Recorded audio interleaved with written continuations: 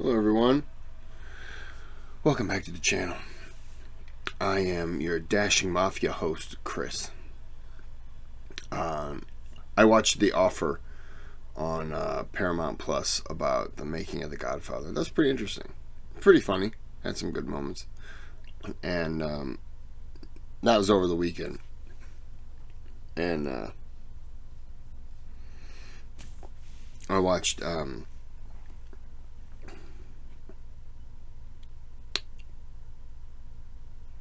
The Godfather. Wow, that was a mental lapse there. I watched Godfather again. I think there are better Godfather or better mafia movies, but I liked it. I would watch Casino, Goodfellas. I would watch those over Godfather 1 and 2. I know I was probably going to be yelled at for that, but I just like them better. But whatever. Everyone has their own opinion. This is Apollo program. Houston, we've had a problem. This is the third and final episode from Epic History TV. Like and subscribe to the channel. And let's get into it. If I can hit the button.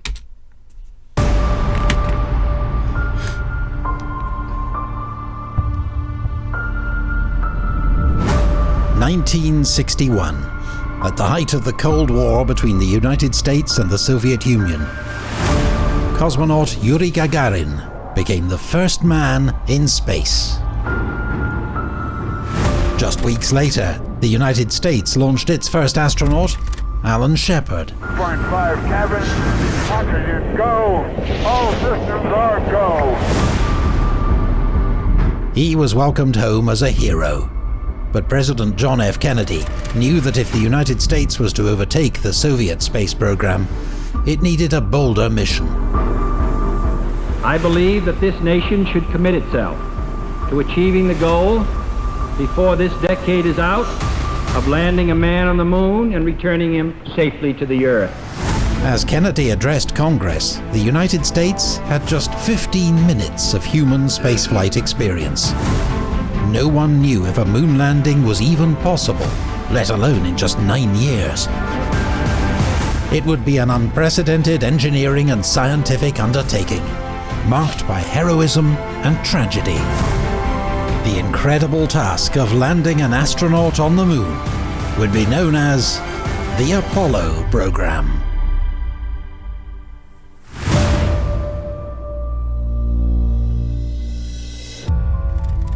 On the 20th of July 1969, Neil Armstrong and Buzz Aldrin walked on the moon. But now that President Kennedy's goal had been accomplished, interest in space exploration began to fade. NASA's budget was slashed. There would only be resources for 6 more lunar flights. But in its final chapter, the Apollo program would make its greatest scientific discoveries and face the deadliest perils of spaceflight. I'm not sure you can get hit by lightning. We got more than a problem. Houston, say again, please. Houston, we've had a problem.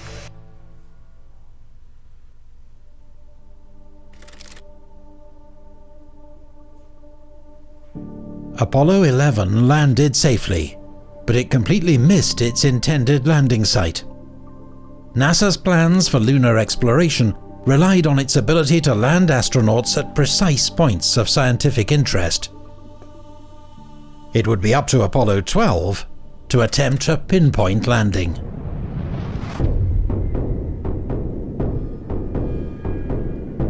Apollo 12 would aim to land next to the Surveyor 3 probe, which had been on the moon since 1967. If NASA could hit this precise target, they'd prove that a pinpoint landing was possible. Apollo 12's crew was Mission Commander Pete Conrad, Command Module Pilot Dick Gordon, and Lunar Module Pilot Alan Bean. They were a tight-knit crew who drove matching gold Corvettes to work at Kennedy Space Center. Conrad and Gordon had already flown together on Gemini 11, and all three men had been stationed at the United States Naval Test Pilot School at Patuxent River, Maryland. But their mission almost didn't make it into orbit. 6. As the countdown reached 0, huge thunderclouds loomed overhead. 0. All engines running. Commit. Liftoff. The colossal Saturn V rocket and its exhaust trail were acting as a gigantic lightning rod.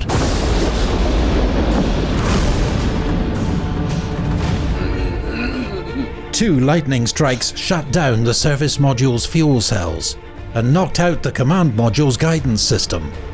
But nobody had seen the strikes. All they could see was a barrage of errors and warnings. I got 3 fuel cell lights, an AC bus light, a fuel cell disconnect, AC bus overload 1 and 2, main bus A and B out. In Mission Control, Flight Director Jerry Griffin was moments from calling an abort.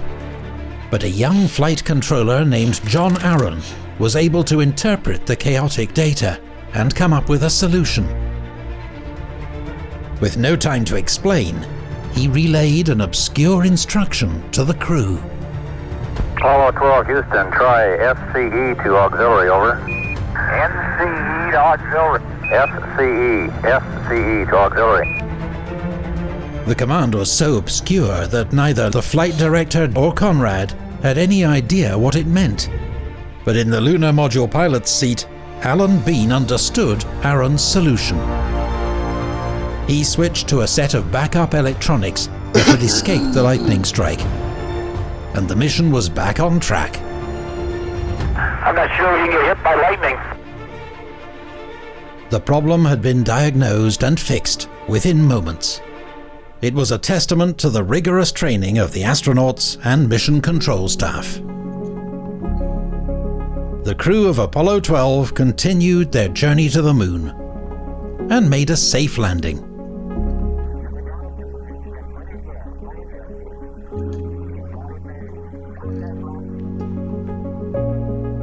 When Pete Conrad set foot on the lunar surface, his first words lacked Neil Armstrong's gravitas, but he more than made up for it with his delight. Man,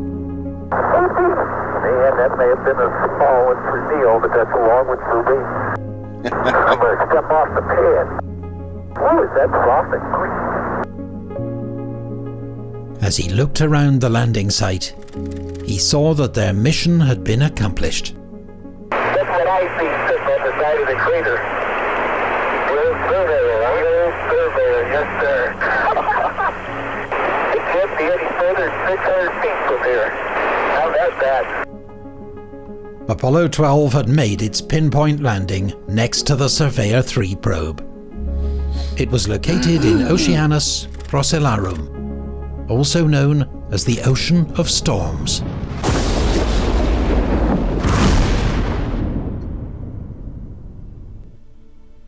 Now, NASA had sent astronauts to the moon 4 times, including 2 successful landings. But if lunar flight was starting to look routine, the next Apollo mission would be a terrifying reminder of the dangers of spaceflight. Apollo 11. Oh, Apollo 11, The new best yeah. way to make money online that nobody's talking about is something you've never heard of before. It's using Audible. So these right here are real paychecks from Audible. They're Awesome.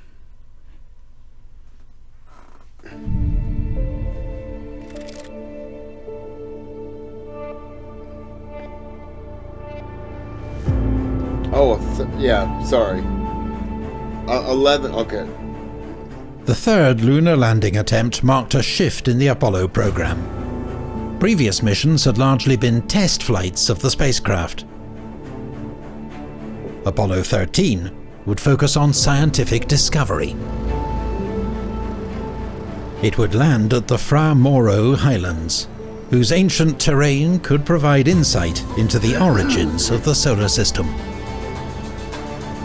Adapting a motto from the US Naval Academy, the mission patch features the words Ex Luna Scientia, from the moon, knowledge.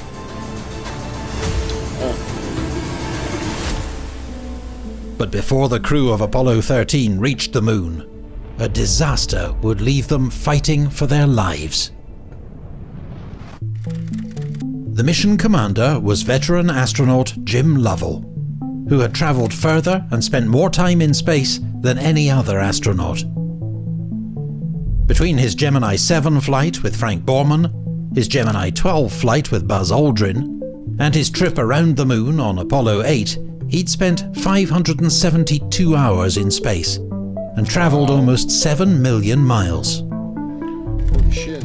He was joined by 2 rookie astronauts, Lunar Module pilot Fred Hayes and Command Module pilot Ken Mattingly.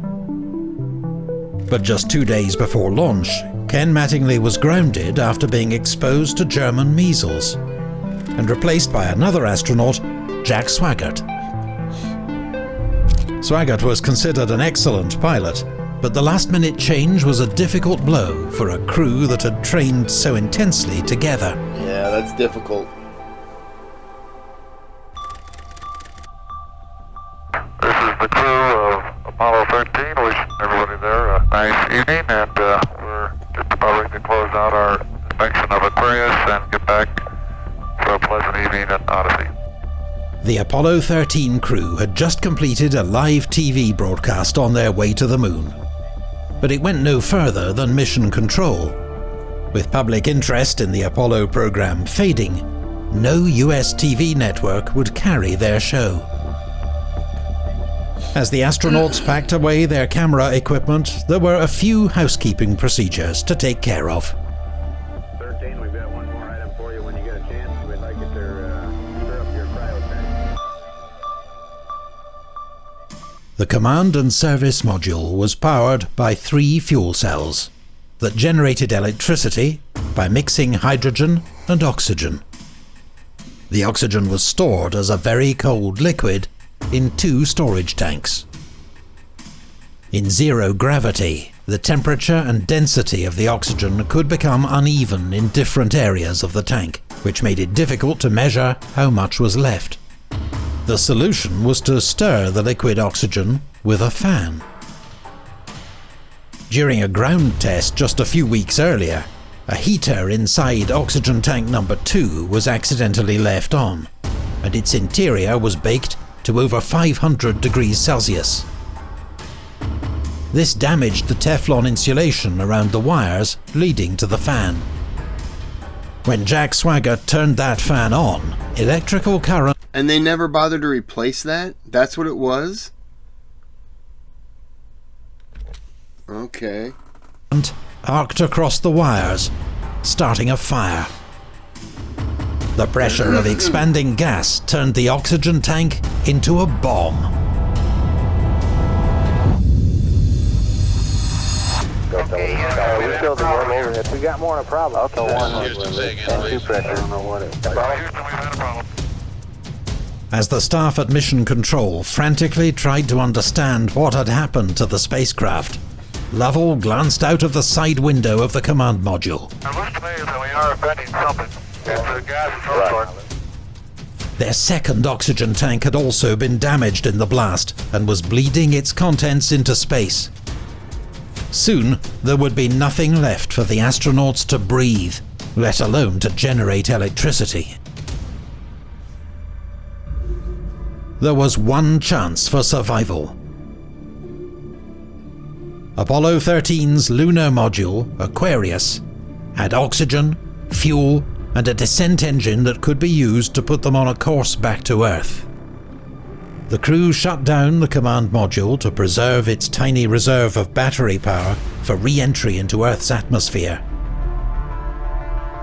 And all 3 of them climbed into the 2-person lunar module.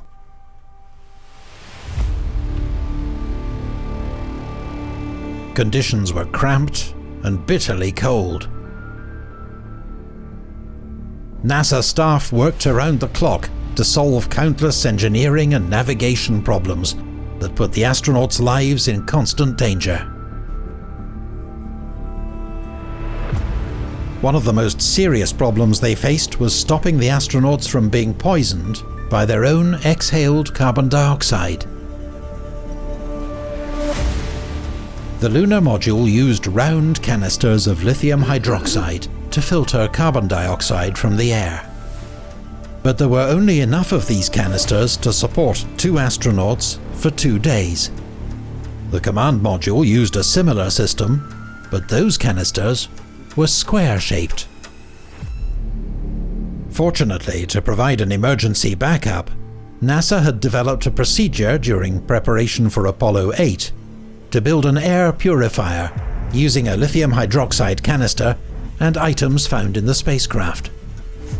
The makeshift device was made of cardboard, tape, and an astronaut's sock. But it worked perfectly and removed the poisonous carbon dioxide from the cabin's atmosphere. Having survived the flight back to Earth, the crew faced re-entry into the Earth's atmosphere. They climbed back into the command module and jettisoned Aquarius, which wouldn't survive re-entry. We got the events plan. Farewell, Aquarius, and we thank you. The command module had been powered down and left in freezing conditions for days. Its heat shield might have been cracked when the oxygen tank exploded, or its parachutes might have frozen solid. The astronauts were expected to be out of contact with Houston for 4 minutes during re-entry. But 4 minutes passed, and then 5, with no word from the crew.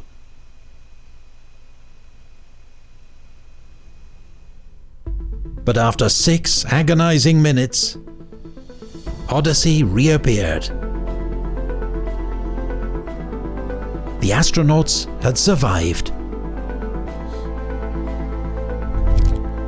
Apollo 13 failed to land on the moon, but against all the odds and through incredible determination and ingenuity, NASA brought Lovell, Hayes and Swaggart home safely.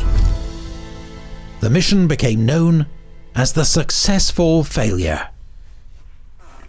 Look, they wanted a mission about science, right? Well, that's pretty damn scientific to figure out. You just had one of the, minus a complete explosion, you have just figured out how to get people back by rigging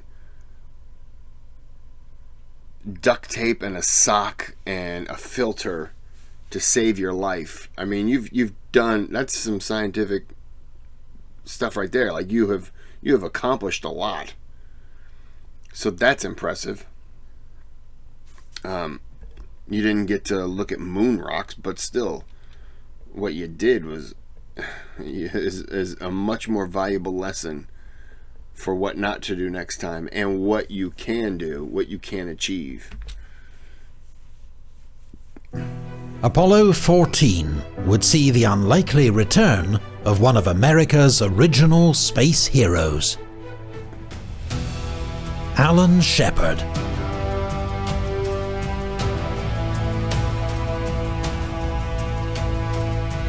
Launching aboard a tiny one-person capsule, Shepard became the first American in space in May 1961. Oxygen, go!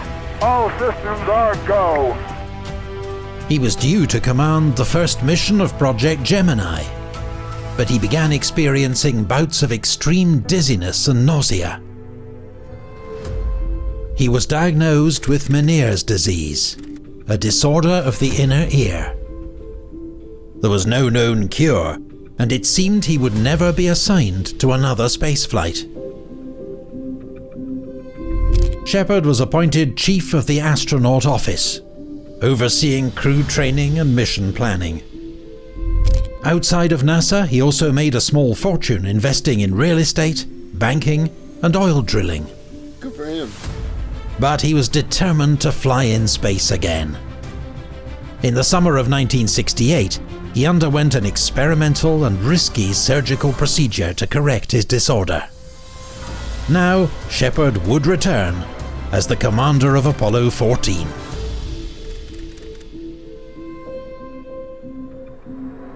But Shepard's struggles continued. The mission was almost overcome by glitches on the way to the moon. After launch, the docking mechanism between the command module and lunar module wouldn't engage. Before lunar descent, the computer tried to abort the landing and had to be reprogrammed mid-flight. Finally, the landing radar stopped working just as the crew were approaching the surface.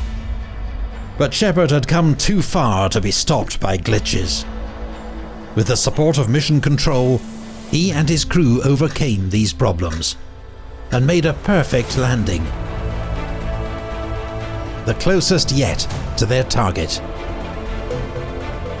Over the course of 2 moonwalks, Shepard and his lunar module pilot Ed Mitchell ventured further from their lunar module than any previous astronauts. They climbed steep terrain, investigated ancient craters, and gathered more rock and soil samples than Apollo 11 or 12. With his mission objectives completed, Shepard brought out a golf ball that he'd smuggled in the pockets of his spacesuit. Using his sampling tool as a club, he teed off next to the lunar module. Miles and miles and miles.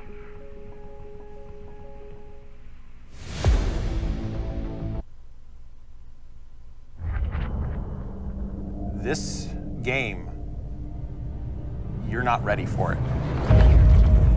Okay, then I don't want to play it.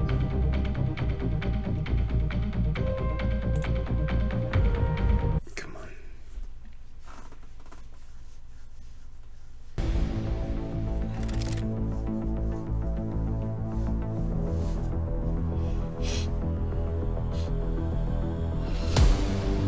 The final 3 missions would be the most scientifically productive, and they were equipped with advanced hardware.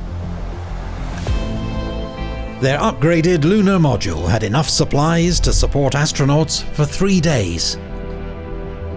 New spacesuits and backpacks enabled moonwalks as long as 7 hours. Wow. And the new lunar rover allowed astronauts to explore much larger areas of the moon's surface. Meanwhile, the command module pilot conducted extensive surveys of the moon from orbit, using a new suite of cameras and scientific instruments. Dave Scott, on his 3rd spaceflight, would be the commander of Apollo 15. The crew made one of the biggest geological discoveries of the program, when they unearthed a chunk of anorthosite, a piece of the moon's primordial crust, 4.5 billion years old.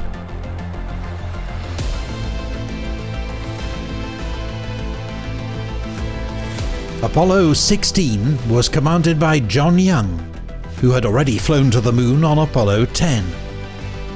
The lunar module pilot was Charlie Duke, and the command module pilot would be Ken Mattingly, who had lost his place on Apollo 13 just days before the launch, and was finally getting his chance to fly in space.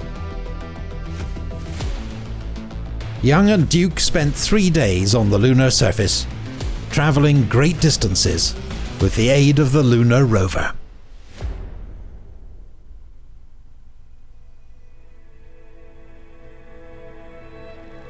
But now, budget cutbacks had brought the Apollo program to an early end.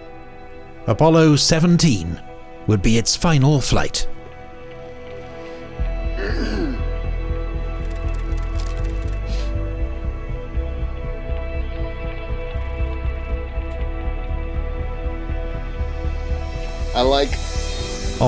I like that they had different patches for all the missions. I think that's pretty cool. December the 7th, 1972, Apollo 17 prepared to depart. It was the only night launch of a Saturn V. The rocket's blazing exhaust plume lit up the sky at Cape Kennedy.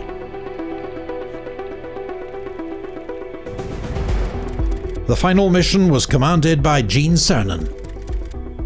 His command module pilot was Ron Evans, and the lunar module pilot was Harrison Schmitt. On this final mission, Schmitt represented a first. A professional geologist, he was the only scientist astronaut to walk on the moon. Apollo 17 landed at Taurus Littrow, the most geologically complex site yet visited. Cernan and Schmidt spent a total of 22 hours walking on the Moon. They travelled 19 miles across its surface, and they collected more scientific data than any other mission. But after 3 days on the Moon, it was time to leave. Cernan and Schmidt would be the last humans to walk on the Moon in the 20th century. But as the Apollo program came to an end, NASA was preparing for new adventures in spaceflight. The first US space station, Skylab, would launch in 1973, aboard an Apollo Saturn V rocket. In 1975, the United States and the Soviet Union flew a joint mission, the Apollo-Soyuz test project.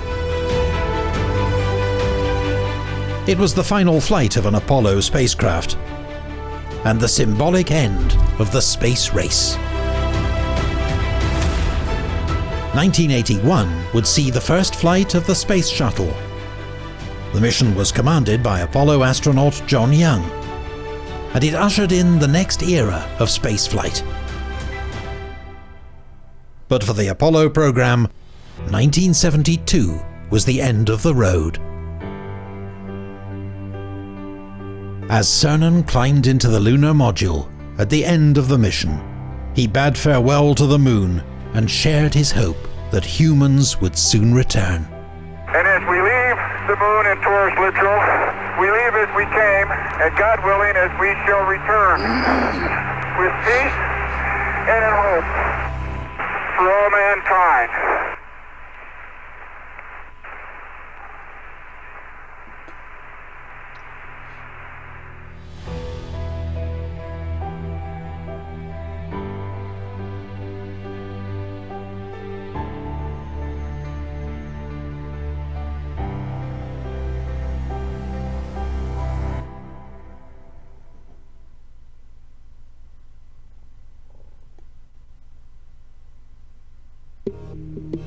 Thank you to our Patreon support. This is good. This is really interesting.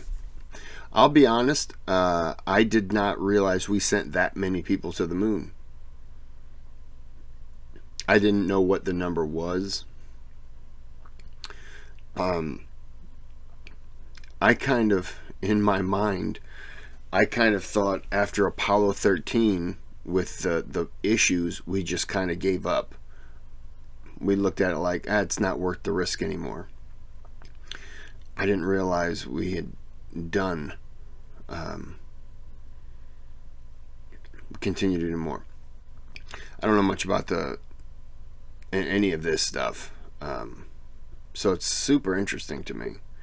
Not interesting enough to go buy a book or anything like that, but yeah. I just kind of thought that we went there, we did it, we accomplished it, we moved on. That was kind of how I viewed it, but that's because I just never paid attention. This is really good though. I am tired, so I'm gonna go ahead and end the video here, and then I'm gonna get ready for bed because I am a sleepy boy. Alright, look, I appreciate it. Thanks for watching. Like and subscribe, and have a good day. Have a good night.